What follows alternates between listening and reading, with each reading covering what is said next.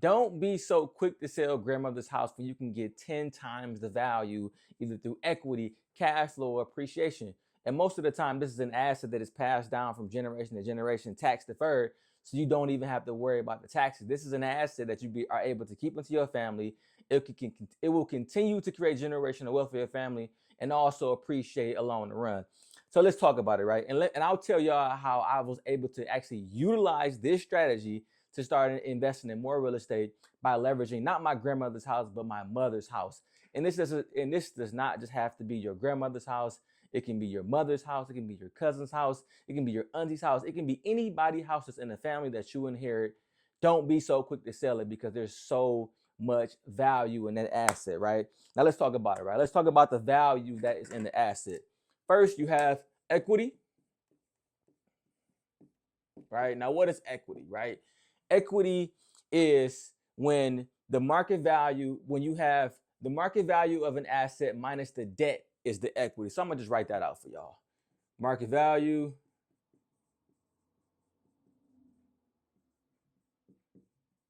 make sure y'all can see that. It's kind of small. It's okay. Minus debt. I forgot the E. It's in there somewhere. Equals equity, right? Market value is what the market determines what the property is worth. You usually can get a market value, an appraisal, which is a certified market value of an asset, which will tell you the value of the property. Usually, you get an appraisal when you're going to get financing on the property. But you can also look at comparables. You can reach out to a realtor to understand what the market value of your asset is, and of course, you got to account for the conditions. And debt is just the mortgage essentially. What is the mortgage on a property? So you got market value minus debt equals equity, right? Majority of our grandparents' homes, family members, people that have lived a long, long time and have these assets for a long, long time, usually have little debt, and the value has went up over the years, right? Which means you have a lot of equity, a whole lot of equity, right? And I was able to leverage my mother's equity to start. I was already investing in real estate, but I was able to double, triple, quadruple the investment that I was able to get out of the equity because I had a skill set. And we'll go into the skill set some more, but let's move on to the next thing. So you got equity, right? The next thing is cash flow. Now I'm writing big for y'all. All right, I know y'all can see that, right? Cash flow. This may be slightly distracting. Erase this. I got some wipes for y'all. Give me 1 second. We're gonna make this easy.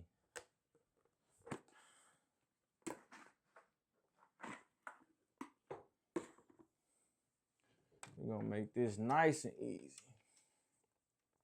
All right. So we got cash flow, right?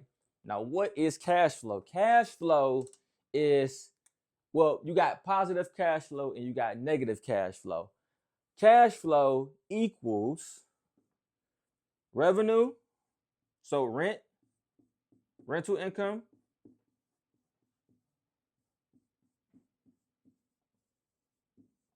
minus expenses.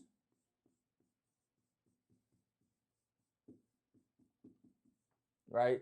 So you can imagine that your expenses can be higher than your rental income, and your rental income can be higher than your expenses. That is very true. That's why you can have positive cash flow and you can have negative cash flow.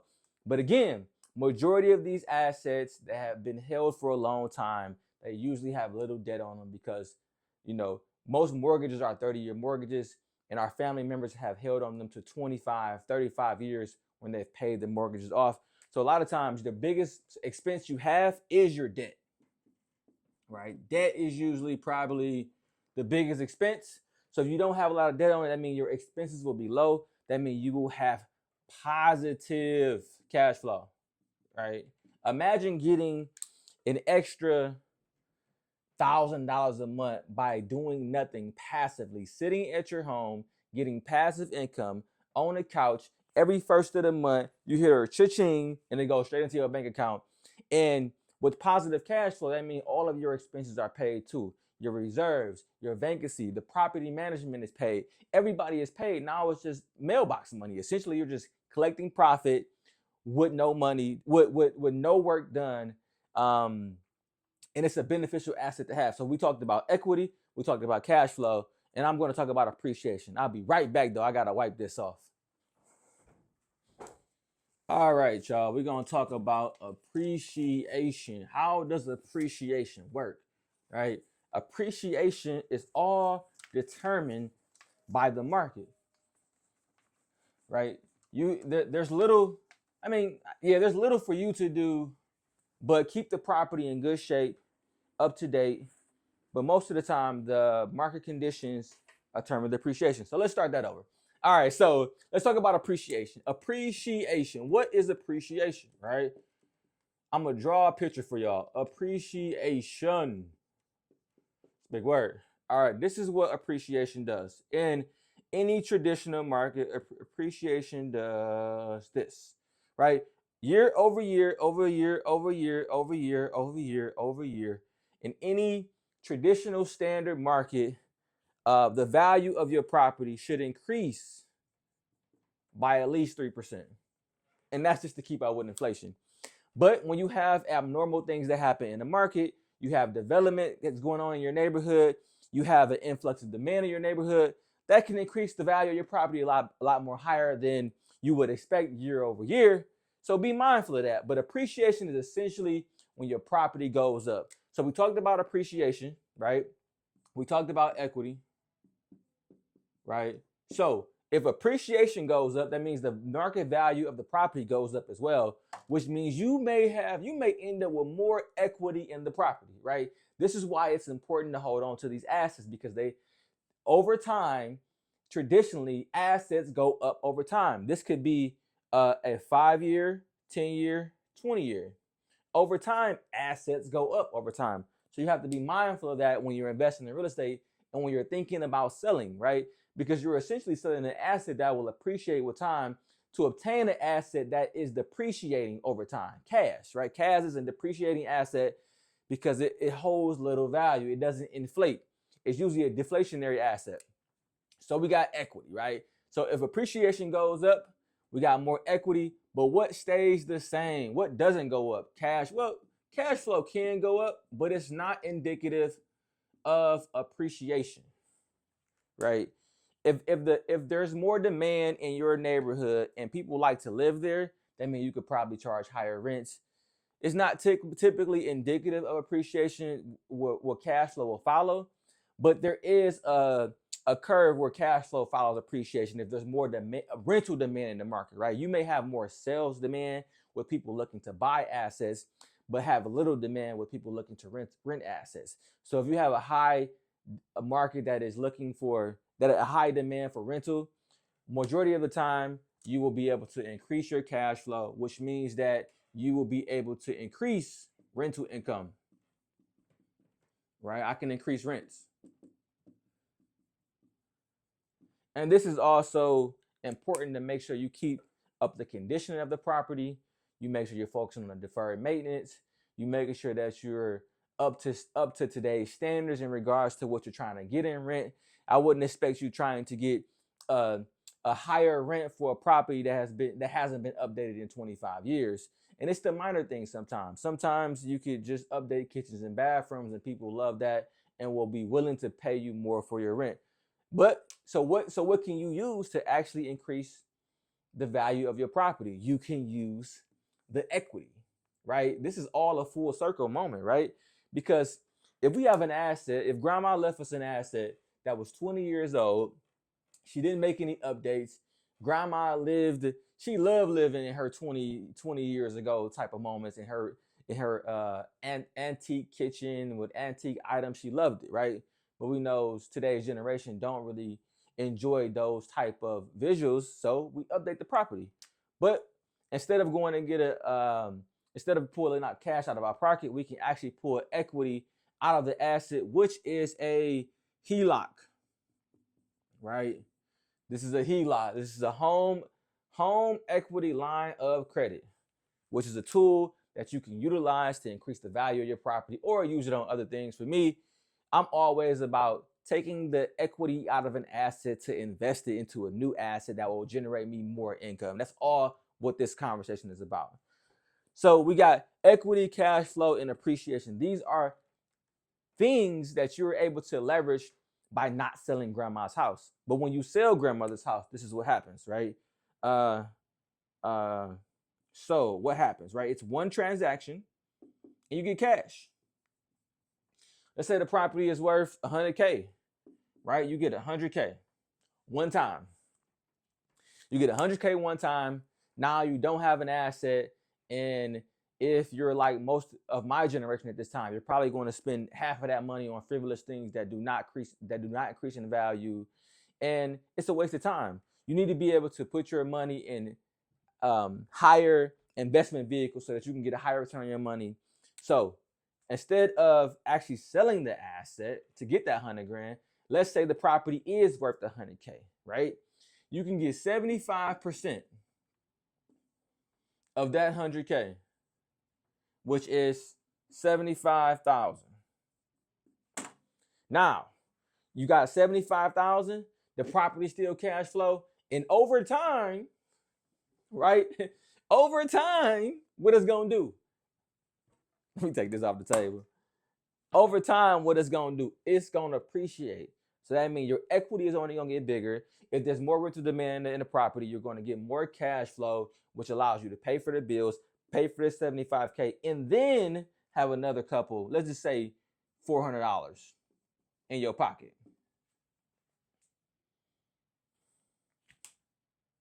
That's crazy. So we just talked about equity, cash flow, appreciation, HELOC, and being able to think about how we are going to utilize these different things instead of selling grandma's house, right? Grandma's house, she left it to us for a reason. And it's not always to sell. So let me get this board cleaned off real quick while we go on to the next topic. But be mindful of that, right? Be mindful of what you're doing before you do it. Get education. Get educated. Get skilled. Know what you're doing with the assets you have so that you're not caught into a predicament where you have to sell. I had to get educated, right? Let's write that down. Education. Right? I'm gonna write this in big bold letters for y'all. Because education is the number one thing you'll need in order to execute anything that I've discussed already. It's all about the information. And remember, everything you want to know is already available to it. You just need to get understanding. You just need to get into the space. You just need to reach out to somebody that you do not know, a stranger, and get education. Go find a mentor. Go find a coach. Because all the wealth building skills that you're looking for, and all the wealth you want to obtain, you need to have skills, right? And that comes through education, practice, and tools, and systems, and processes, right? So get education, right? I knew my mother had an asset that did not have any debt on it, right? Let me tell y'all how I knew. Because I was living in this house after graduation, after I traveled the world, after I came home of 4 years of being in a rotational program, doing engineering. I decided to come home and be closer to my family and see all my nephews and nieces and just enjoy my family while I still have them. Now, I didn't have any kids. I didn't have a wife at the time. So for me, living at my mom's house was appropriate. Now, I don't live in my mom's house right now, but at the time, years ago, it was appropriate. And I got to spend more time with my mom, and I got to learn more about her needs and her wants and the things that she desired. And I got to ask questions about the house that we were living in and what the debt looked like on it and who owned it and did she own it. And I quickly found out that this house had $90,000 worth of equity into it. So let me tell you, before I came to my mother with an idea of being able to leverage the asset to then go buy more things to create a win-win scenario for both of us, I did the work myself, which meant I got the education, I started investing, right? Before I started having conversations about leveraging an asset that I did not own, right? I did not own this asset. It was my mother's asset. I was doing the work. I was buying houses, right? I bought 2 houses, then I bought 4 houses, right? I got 6 houses now. So imagine what that looked like to a parent that only has 1 house. right? But she has the most valuable house out of all of these 6 houses, right? She has the most valuable houses. So she trusted me. She trusted me even when I didn't have a conversation with her because she saw the work that I was putting in. I was owning assets before I even owned my own personal property. I was buying properties. I was taking my engineering degree money, putting it into the assets, and helping her around the house, right? It went to bills around the house and buying assets. And she saw how beneficial that was for my life, which turned out to be beneficial for her life, right? So subconsciously, it created this understanding in her hand that she has a son that is competent to do these things even before I asked her. So I developed the skill. I got educated. I got educated in all forms of real estate, right? All forms of residential real estate. You need to know how to have different tools and levers. And that'll be another video around wholesaling, fixing, flipping, and cash flowing. But I knew how to take money out of an asset to be able to leverage it and invest it. So over time, right, this does not happen the first year. I wasn't able, I had to buy 6 houses, and I had to have a lot of conversations with my mother around the value, around the strategy, around the goals. I honestly think the first thing I asked her was, what's in your 401k? Right? Like now I'm asking what's in her 401k to understand what is your retirement goals. Right? Like when do you plan on retiring? Like, you're not at retirement age, but what are your retirement goals? What are you thinking about retirement? What's in your 401k? I'm okay with, you got to be okay with having these conversations with your parents. And it's because you're competent. And it always should be around win-win strategies. It should always be around how can I take your 401k asset and then double it, right? Or quadruple it, right? How do I keep multiplying that? That's always the conversation. It should never be about what I get. Because it's not just about you. It's about you and everybody else in this family. The kids, the grandkids. It's going to be generation after generation after generation after generation. You got to think about everybody, right? Because best believe your mother is thinking about, or your grandparent is thinking about everybody, right? So I knew the 401k play wouldn't work. And I'm glad I got a phenomenal relationship with my parents. I think this helped me to be able to navigate this strategy because they were able to be transparent with me and let me know what they had in their 401k. And I quickly identified that it wasn't enough to retire, right? Not right now, not to live a comfortable life, not to live a stable life, not to live the same life you have right now. You needed to invest for it. All right, so now I understand the opportunity. Now I understand the needs. Now I understand the desires. She had now desires and future desires. The future desire was retire. All right. The now desire was cash. All right. With my strategy, and this is why you need to create a vision, you need to create a strategy. Let's say, let's think about this, right? My mother's asset is worth $100,000. I sell this, she no longer has a place to stay, right? I no longer have the place to stay. But I take cash out. I take 75% of the 100K, which leaves me, let's just say minus fees and closing costs, let's say $69,000, right? I got $69,000. My mother's still living in the asset. I bought 6 properties. Remember that. I bought 6 properties. So let's say this debt payment right here is $450. My 6 properties cover, and I know these y'all know these properties. Don't get to laughing at me. These are properties. My 6 properties cover that $450 loan debt payment from my cash out refinance of $69,000. We have cash now and future retirement. I tell my mother, I communicate to her the vision.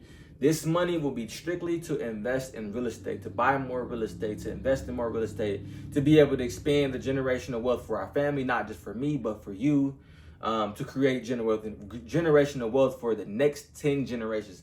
That is how I'm thinking. I'm never thinking just about me. Yes, I want to enjoy the fruits of my labor, but I understand it's not just about me. It's about the broader picture. It's about God's plan, not just my plan, right? And God's plans includes generations. So, cash right now, I'll give my mother a small fee for her time, her love, her patience, her confidence in me. She get a fee, absolutely, right? And now we're planning for retirement. Everything I do, everything that I think about is always in mind with my family. It's always in mind for the kids, which I highlighted earlier, right? Now, creating the vision. No, let's start with confidence. Let's start with competence. My bad, y'all. Let's start with competence because that's where it started. It always starts with competence, right? So by having competence,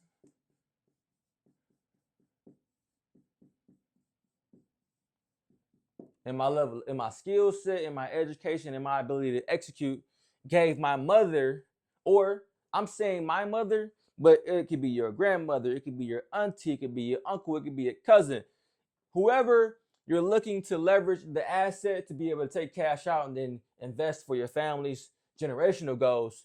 It gives them confidence because you are competent, right? This has to happen. Competence comes first, and then confidence follow. And then you need a vision. Nobody knows what's going on in your head but you. You got to be able to narrate, project, communicate, and tell the vision of how you're going to effectively execute this strategy so that people can get on board, right? Once you tell the vision, what was the last one? We got competence, confidence, vision. There was one after that, but I can't remember right now. Win-win. Come on now. You can't forget win-win. What does that mean? Everything that you're trying to do, especially when you're trying to leverage someone else, you need to be thinking win-win. How do I create a win for myself by creating a win for someone else? And the last thing you need to do when you get the money, because if you follow these steps, you'll get the money. I already showed you how I didn't get the money the first time I had a conversation with my mother. I had to constantly keep iterating. I had to constantly keep changing the narrative of the conversation. Win-win didn't come to the last. I was already doing the work, being competent, being educated. She had confidence in me. I had to really start figure out how to paint the vision. Right? I was like, hey, you got this asset that has equity. We can do this and we can do that with it and we can invest. And I had to start giving her, nuggets of how I can actually do this thing and how I've actually done it, right? And, of course, I walked her through some of my properties so she got to see the inside of the properties and saw like, oh, my son really liked that. He really nice. And then the last part, man, I had to create a win-win scenario. I had to figure out what was in it for her. When I figured out what it was in it for her, she got on board. And then when you get the money, because you will get the money, this is not for play. This is not for joking around. This is not for going buying something nice and luxury. This is not for getting fresh, getting drip. This is for changing your life. This is for changing the trajectory of your life. This is for having greater impact. This is for the children's children, the kids you'll never meet in your family. This is who this is for. So you have to execute. Say it with me. Execute. Execute. That is the most important thing you got to do on this list. You can't let people down because they believe in you. They have competency. They have competence that you are confident. You have a great vision. You create this win-win scenario for everybody, and you're going to go out there and do it, which I've done. I've showed my family my capabilities, so they have no doubt in their mind that I can do things I've never even done before because I was able to follow this strategy, right? So for more tips, tricks, education, and mentorship, reach out to me, connect with me. You can follow me on all social media handles at Darius D. Barrett. Peace and love, family.